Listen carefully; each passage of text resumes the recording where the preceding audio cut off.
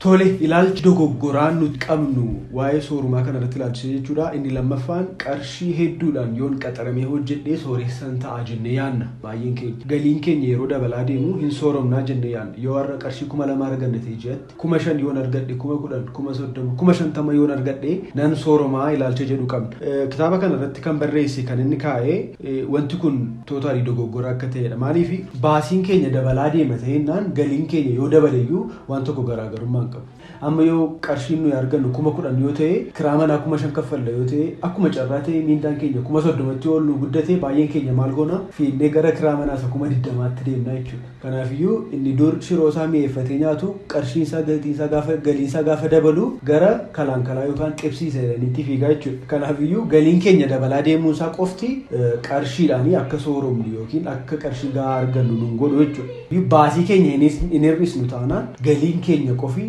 nuun fayyadu jechuudha. Sammuu qaxaramanii hojjechuu sana keessaati yoo hin baanu ta'e kana jechuun qaxaramanii hojjechuun gadheedhaa gaarii miti jechuu osoo hin taane caalaatti amma fakkeenyaaf addunyaa kanarra jira namoota kolleejjii illee xumuriin baantu biiliyeenaradha.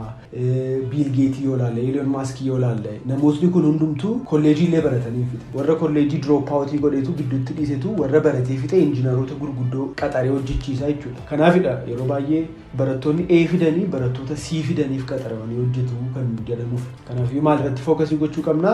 Baasii keenya hir'isuu, galii keenya immoo guddisaa deemuudha. Yoo dandeenye immoo mentaalitii yookiin ilaalcha qaxaramanii hojjechuu, miindaa dabalataa maal argatanii hojjechuu irraa baanee malattiin qarshii argamsiisnu, malattiin faayinaanshaali guddannu yoo barbaaddanne caalaatti guddachuu dandeenya jechuudha. Qaxaramee hojjedheen gaafan qarshii baay'ee argadhu sooromanni jedhu akka barreessichaatti dogoggoraa jechuudha.